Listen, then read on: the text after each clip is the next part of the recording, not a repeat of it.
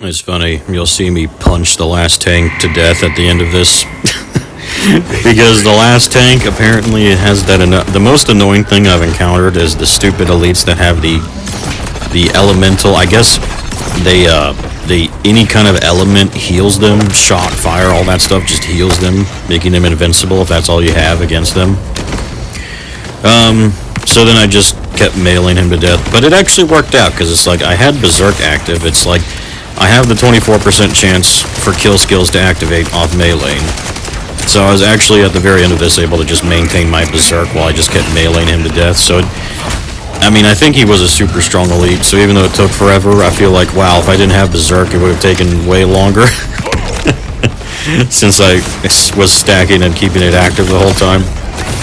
Also, all that combination basically let me be invincible against him, so I just simply just kept punching him to death. It took forever, but I did it. That'll be these boss fights too. It's like, yep, I'm invincible, but boy, does it take forever. The only reason these ones are, like, if I'm ever, like, mobbing, like, general mobbing, I can actually clear them really fast thanks to Berserk now. Like, right here, like, I'm actually starting to kill. You can see it's stacking up enough that I'm killing the basic enemies super fast. Yeah, oh yeah, this is the guy, I think, who just, yeah, that's the guy who's just gonna take forever. And I kill all these dudes so that I can stack up Berserk damage to try and kill him faster, but then I realize later on it's like, wait, he's the stupid element guy who just heals, so that's really annoying. The Timekeeper fight, so the first time I fight the Timekeeper, I didn't record this one, but I actually died right when I was about to beat him because he pushed me off the platform again. Like, I can't stand dying in these boss fights because they freaking push you off the platform. It's ridiculously unfair to me. This is not Super Smash Bros. The only reason he pushed me off, I kept shooting him as he pushed me off because I didn't realize I was going off the stage, of course, because I'm not looking down the entire time. It's stupid to think I should have to. See, I really hate that crap in boss. That's the only thing that's killed me in these stupid boss fights, is freaking getting pushed off the platform. It's so annoying. But anyway, the second time around, which is what the fight that's the fight you'll actually see. And as you'll see, yeah, it was pretty freaking easy at this point.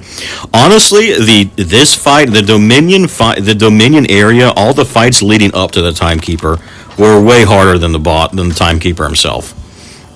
Even with his second phase, as you'll see. Mostly because his second phase, I could just tank it the whole time too. It just took friggin' forever. But you'll see, this is a triple boss fight. And Berserk doesn't help me nearly as much with boss damage, so that's another reason. Also, because of that, I deliberately time my... When I do bosses, I try and time my Forge skill for the invincibility mode instead. Because I know I'm not going to be able to get much damage from it, but I can still time it with the invincibility mode between Onslaughter, just to basically always have multiple lives, extra life abilities, I like to call them. You know, I gain all my shield back when I lose it, Onslaughter fully heals me, and then Forge skill gives me invulnerability. They're all three different ways to basically get an extra life. Just think, Von Thunder. If you had never arrived, we would still have futures, gleaming and bright, within the Timekeeper's crystalline order. But now we all will die. Every last soul. Because of you and your chaos.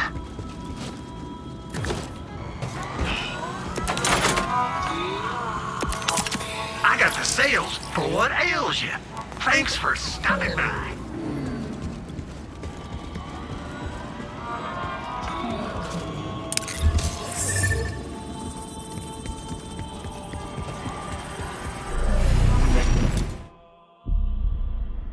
All I have ever known is forever. That is my use. Forever. Here. As the clock ticks, I remain still. My order is eternal. You are a moment that shall soon pass.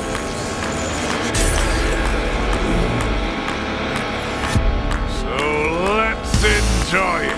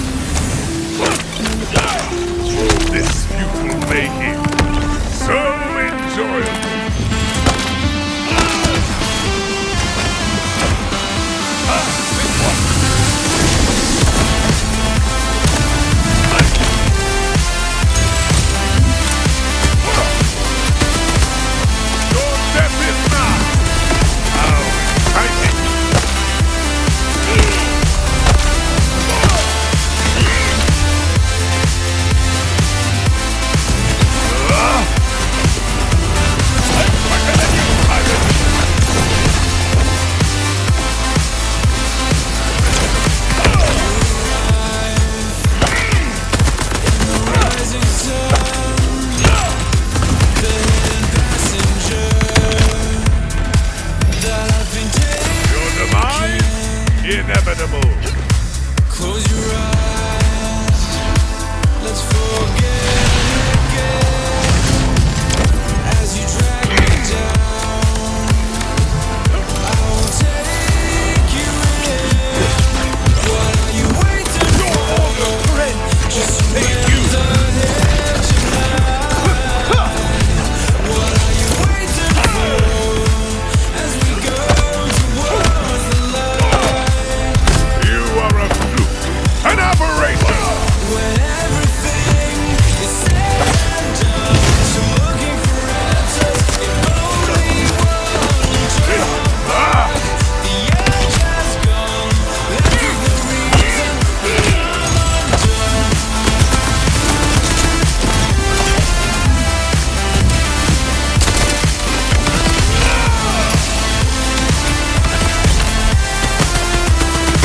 No elegance, only violence.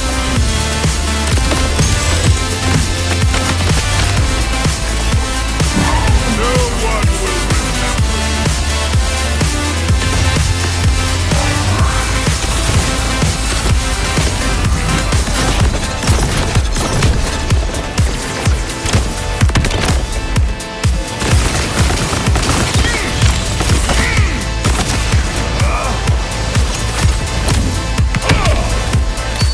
I am caught in your slow release.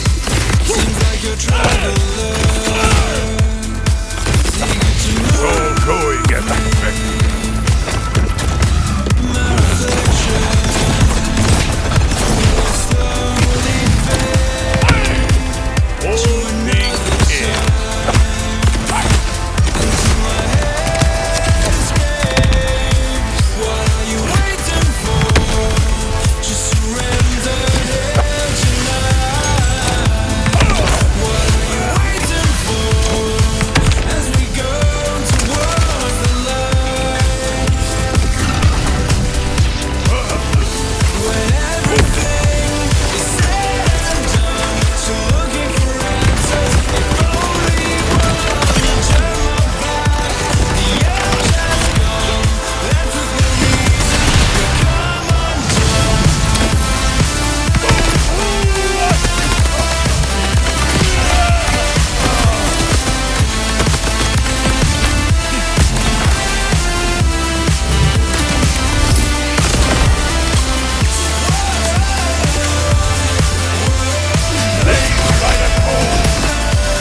I'll wipe the slate clean. Like a moon.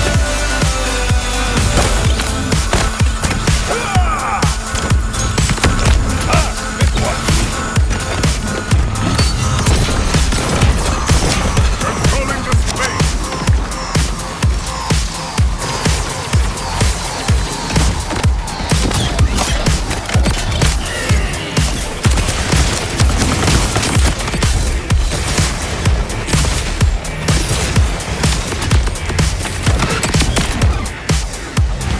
Enough!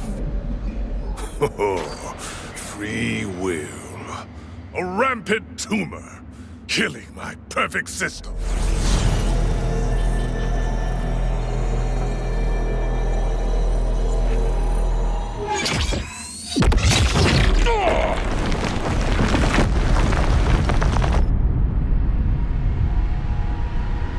And why should you get to be free? All you do is destroy, while I must hold back chaos for eternity! You think you're the prisoner? You did all of this yourself! Is that what I look like through the eyes of a vault hunter? Someone who has a choice.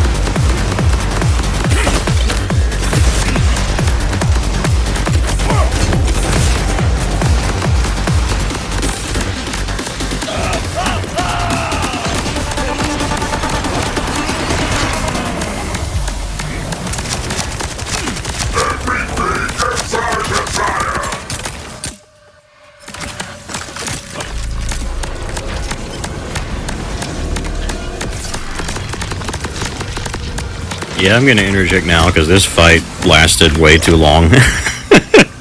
I can only do 10-minute Xbox captures when I do these, so it didn't last long enough. I think it was 11-minute fight because, yeah, you'll see I just skipped to the end because I had to because my video cut out.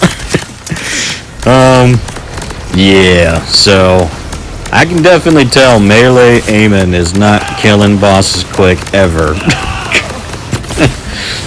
But I mean, I don't know how tanky other characters are here.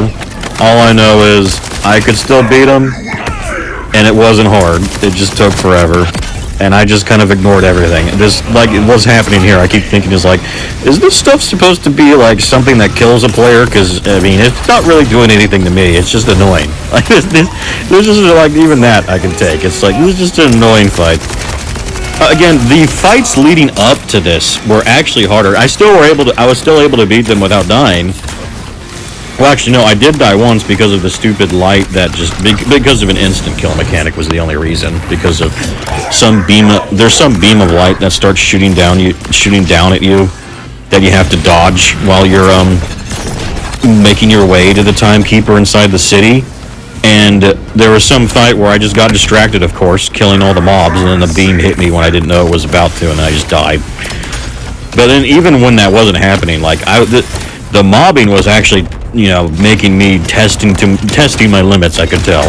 I was really having to time my skills sometimes to make sure I wouldn't die from the insane amount of damage I would suddenly start taking. So that was the mobbing. The mobbing leading up to the timekeeper, for me at least, felt harder than the bosses themselves.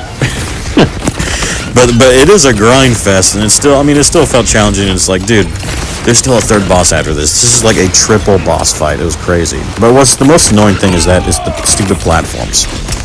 Like this whole time I realized I'm on another platform. Thankfully I didn't die by getting pushed off the platform. This was my first attempt this time.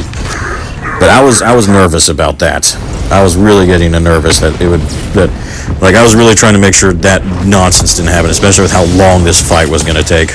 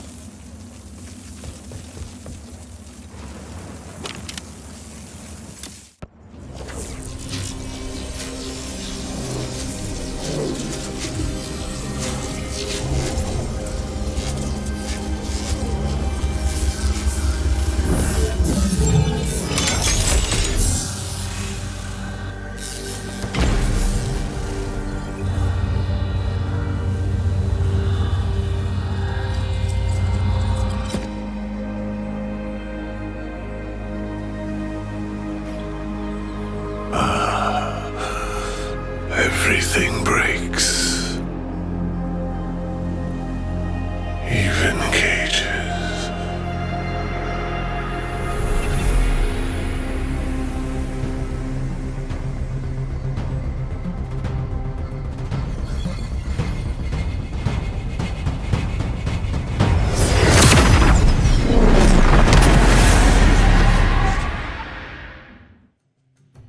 So, the Timekeeper's order was perfect.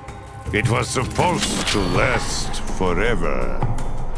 But Vault Hunters, they have a way of screwing up your plans. A Vault Hunter is more than a warrior, more than a treasure seeker. A Vault Hunter is a force of nature. They live on the borderlands between order and mayhem. A Vault Hunter is the universe's way of righting the scales when they're tipped. Kairos would never be a prison again.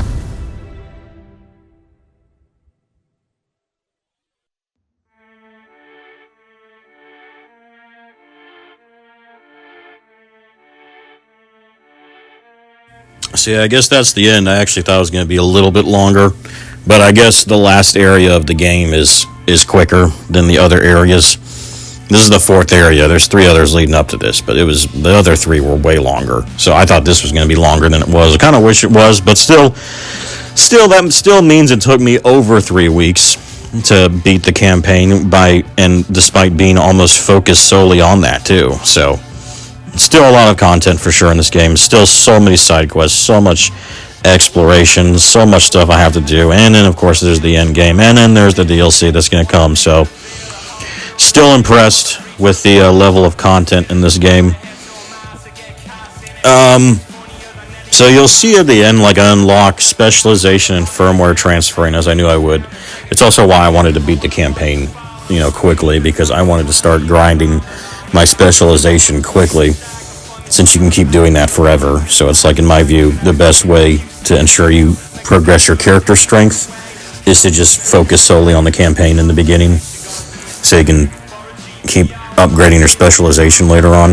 And then being able to transfer firmware is definitely good. And I actually did that after this video, where I transferred a couple things to finally get the triple action skill cooldown reduction firmware on my dude. Since I have so much stuff I saved in the bank to ensure I'm able to do that on gear constantly and keep the firmware I want to keep constantly on my character. So yeah, at the end of this video, I got a little bit stronger just by doing that and having the right firmware. As for specialization, you can probably already guess what I'm probably going to be doing with this kind of tanky character, which is focusing solely, at least in the beginning, on survivalist and then runner, whatever it's called. The raw tankiness, the raw shield increases, and then the raw melee damage and movement speed increases. However, you may think I would focus on shield first. That's not true. I'm going all in on the runner first, because what I want to do is there's on the runner tree, you can unlock action skill cooldown reductions, as well as another skill node that makes rep kits reduce your action skill by 25% every use, which obviously would stack with my buff on my rep kit and with the 2 charges on it too. So already, by changing the firmware, I could already reduce my cooldown another decent chunk on my Onslaughter. Once I get that, I'll be able to reduce it even more. And then, of course, I'm still missing level 50 mod that you can roll with a higher action skill reduction. So once I get all of that, like the base 50-second cooldown on Onslaughter will be reduced to like 10 seconds on this dude, which is so great, especially for tanking, because every time I activate it, I'll get all of my armor and health back again, and then I'll just go into invincibility mode again, which is what it's really good for. Like, if you want to be a super tank, you want to reduce Onslaughter's cooldown as much as possible, in my view. I think that's the initial key. So I will be focused on doing that first, and then when I unlock that, then I will go into survivalist to start increasing my base shield and everything, and then just start stacking that with melee. There's a couple passives in the gun trees that look pretty interesting and cool even for this build that I might try and do, so obviously I'll eventually invest in that stuff too. But yeah, that's what I'm going to be doing now. I already know the kind of synergy I'm looking for.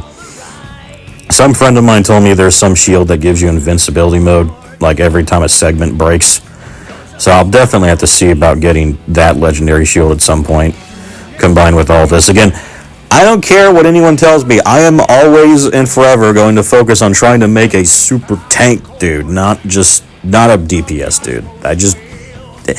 whether it makes sense or not, that's just what I want to do. And no, I'm not going to be using, there's a million exploits in this game that let you just one-shot bosses, and I really don't want to do that. I don't care. I will grind the long way if I have to. I don't care. I'm not going to abuse that.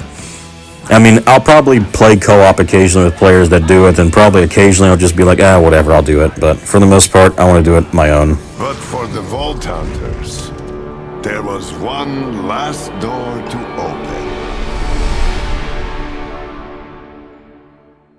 That's right, the first thing you have to do right after this is immediately fight another boss. At last, it is time to open the vault.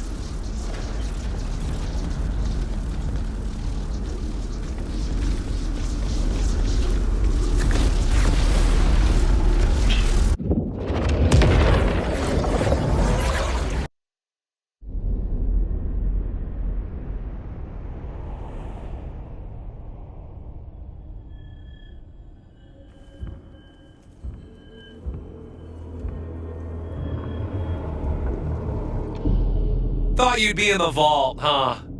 RJ? That's me, the unchosen one. Could have been a vault hunter. But too late for that now. Those powers are killing you. Maybe Lilith can help. I don't want to talk to Lilith! I want to be free. One way or another.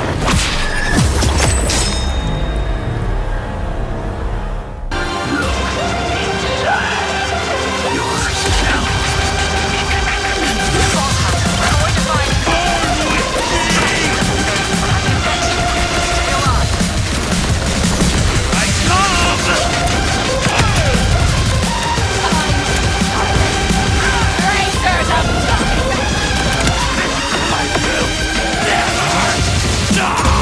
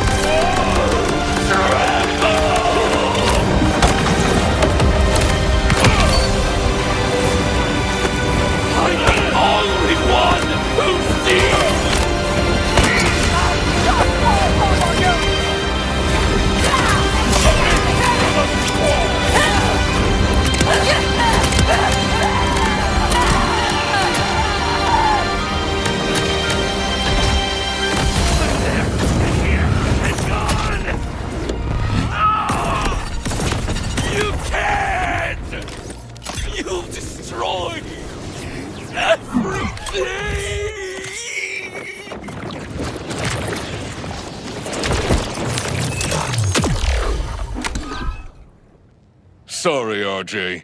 You got your wish. Kairos is free. But you paid a terrible price. I found you.